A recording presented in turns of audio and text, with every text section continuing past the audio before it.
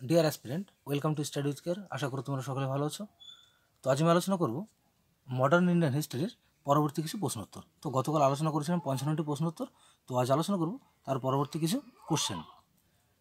আর তোমরা এখনও যারা প্রথম ভিডিওটি যদি না দেখে থাকো তাহলে অবশ্যই প্লেলিস্টটিকে দেখে নিতে পারো। তাহলে শুরু করছি আজকের প্রশ্নোত্তর পর্ব। কোশ্চেন 56, মারাঠারা যে কর আদায় করত তা পরিচিত ছিল কি হিসাবে বা কি নামে? তাহলে আমরা দেখে নেব অপশনগুলি। হায়দার আলী একটি আধুনিক অস্ত্রাগার তৈরি করেছিলেন। তাহলে এখানে কারেক্ট অ্যান্সার করবো অপশন এ, দিন্দিগুল।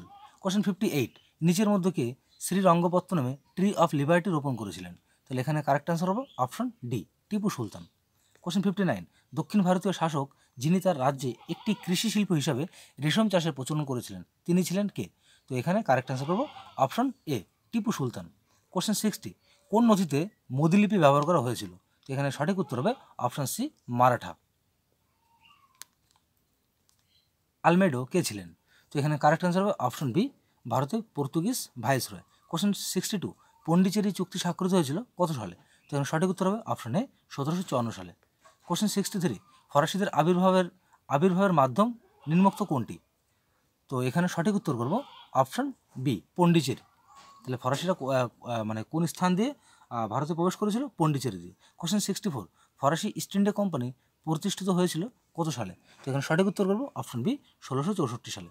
কোশ্চেন 65, ব্রিটিশরা ভারতে তাদের প্রথম বন্দরটি কোন জায়গায় নির্মাণ করেছিল? তো এখানে সঠিক উত্তর করব অপশন সি, মাদ্রাজ।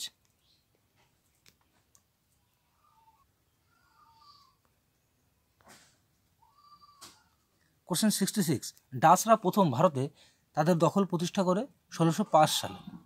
তো বলছি ডাচরা প্রথম ভারতে তাদের দখল প্রতিষ্ঠা করে 1605 খ্রিস্টাব্দে। তাহলে কোথায়? 1605 সালে তারা কোন স্থানটা প্রথম দখল করে? তখন সঠিক উত্তর হবে অপশন সি, মাসুলিপত্তনম। কোশ্চেন 67, নিচের মধ্যে কে হুগলিকে বঙ্গোপসাগরে জলদস্যুতার ঘাঁটি হিসেবে ব্যবহার করেছিল? নিচের মধ্যে কারা হুগলিকে বঙ্গোপসাগরে জলদস্যুতার ঘাঁটি হিসেবে ব্যবহার করেছিল? তো এখানে সঠিক উত্তর করব option A, Portuguese.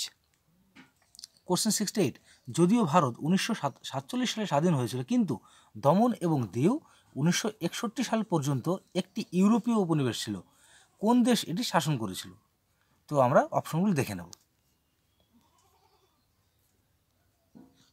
Question 69, east India কোম্পানির লেখকদের প্রশিক্ষণ ছিল ইংল্যান্ডের কোন কলেজে? তো এখানে কারেক্ট অ্যান্সার করব option D, হেলিবারি। Question 70, Murshid Quli খান, আলিবর্দিন খান ও সিরাজউদ্দৌলা এরা কোথাকার নবাব ছিলেন? তো এখানে সঠিক উত্তর করব option D, Bangla. Question 71, sir John লরেন্সের ভাইস রয়্যালটির সময় ভারত ও ভুটানের মধ্যে বিবাদের মূল কারণ কী ছিল? তো এখানে কারেক্ট অ্যান্সার হবে অপশন এ, ডুয়ার্স। কোশ্চেন 72, 1828 সালে প্রতিষ্ঠিত ব্রাহ্ম সমাজের প্রতিষ্ঠাতা কে ছিলেন? তো এখানে সঠিক উত্তর করব অপশন ডি, রাজা রামমোহন রায়। কোশ্চেন 74, কে বলেছে যে ভারত থেকে ক্রমাগত সম্পদ নিষ্কাশন ভারতের অর্থনৈতিক দুর্দশার জন্য দায়ী? তো এখানে সঠিক উত্তর করব অপশন সি, দাদাভাই নওরোজি। কোশ্চেন 75, ব্রিটিশ শাসনামলে ভারতের অর্থনৈতিক ড্রেন বা ড্রেন অফ ওয়েলথ তত্ত্বের প্রবক্তা কে ছিলেন? তো এখানে সঠিক উত্তর করব অপশন এ, দাদাভাই নওরোজি। কোশ্চেন 76, ভারতের সমুদ্রপথ কে আবিষ্কার করে? তো এখানে সঠিক উত্তর করব option B, Vasco da gamma.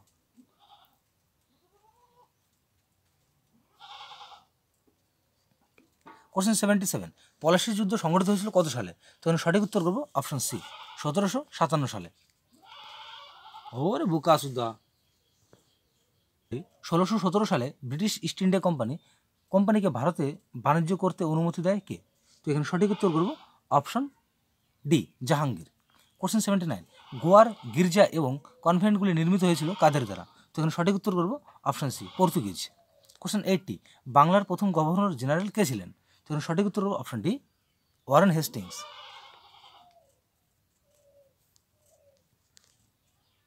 একীভূতকরণ। Question 82, telegraph line প্রথম কোথায় স্থাপন করা হয়? তো এখানে সঠিক উত্তর করব অপশন এ, কলকাতা থেকে ডায়মন্ড হারবার। কোশ্চেন 83, বক্সারের যুদ্ধে ইংরেজ সেনাবাহিনীর নেতৃত্ব কে দেন? তো এখানে সঠিক উত্তর করব option C, Hector Munro. Question 84, নিচের কোন বিদ্রোহ বা আন্দোলন বাংলা অঞ্চলে ঘটেনি? তো এখানে সঠিক উত্তর করব অপশন ডি, বাঘেরা বিদ্রোহ। কোশ্চেন 85, রঞ্জিত সিংকে কে রাজা উপাধি দেন? তো এখানে সঠিক উত্তর করব অপশন সি, জামান শাহ। তো এখানে সঠিক উত্তর করব অপশন বি, ইসলামকে শুদ্ধ করা। কোশ্চেন 87, ভারতে ইংরেজি শিক্ষার প্রচলন করেছিল কে?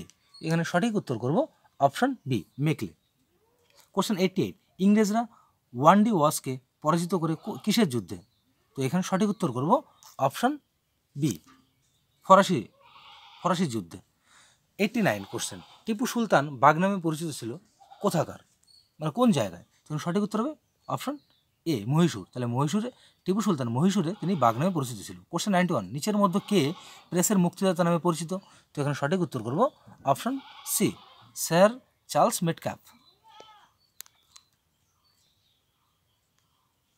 Option C, 1600।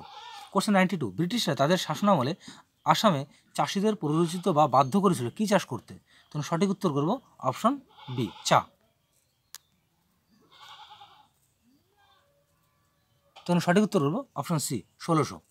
কোশ্চেন 94, বলছে নিম্নলিখিত তালিকাটি মিলান, একেবারে উত্তর মিলে পাশাপাশি রেখেছে। তো আমি এখানে উত্তরগুলি পাশাপাশি রেখেছি। তাহলে কি, আর্য সমাজকে প্রতিষ্ঠা করে দয়ানন্দ সরস্বতী, ব্রাহ্ম সমাজ রাজা রামমোহন রায়, বেদ সমাজ কেশবচন্দ্র সেন এবং কে শ্রীধর নাইডু, এবং প্রার্থনা সমাজ আত্মারাম পাণ্ডুরঙ্গ।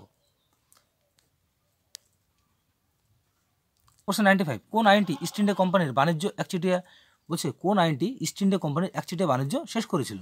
তো এখানে সঠিক উত্তর করব অপশন ডি, 1813 সালের সনদ আইন বা চার্টার অ্যাক্ট। কোশ্চেন 96, নিম্নলিখিত তালিকাটি মিলান, বলছে এখানে যুদ্ধ রয়েছে এবং বছর রয়েছে। তো যাই হোক, এখানে আমি পাশাপাশি উত্তরগুলো লিখেছি। তাহলে কত, বক্সার যুদ্ধ ঘটেছিল 1764 সালে, পলাশির যুদ্ধ 1757 সালে এবং হলদিঘাটের যুদ্ধ 1576 সালে। কোশ্চেন 97, ব্রিটিশরা তাদের শাসনামলে মাদ্রাজের চাষিদের পরিচিত বা বাধ্য করেছিল কী চাষ করতে? তো এখানে সঠিক উত্তর করব অপশন ডি, ধান চাষ করতে তারা বাধ্য করেছিল। কোশ্চেন 98, ব্রিটিশরা তাদের শাসনামলে পাঞ্জাবের চাষিদের পরিচিত বা বাধ্য করেছিল কোন চাষ করতে?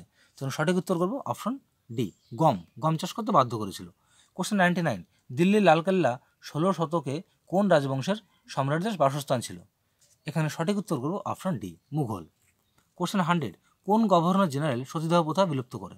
তখন সঠিক উত্তর করব option C, lord William Bentinck. So friends, আজ তাহলে এই পর্যন্ত। আগামীকাল আলোচনা করব এর পরবর্তী কিছু প্রশ্নোত্তর নিয়ে। ভিডিওটি তোমাদের যদি ভালো লেগে থাকে তাহলে অবশ্যই লাইক, কমেন্ট এবং শেয়ার করো, এবং চ্যানেলটিকে সাবস্ক্রাইব করে পাশে থাকা বেল আইকনটিকে অন করতে ভুলো না। তাহলে সকলে ভালো থাকো, সুস্থ থাকো। দেখা হচ্ছে আগামীকাল ঠিক বিকাল 4টের সময়।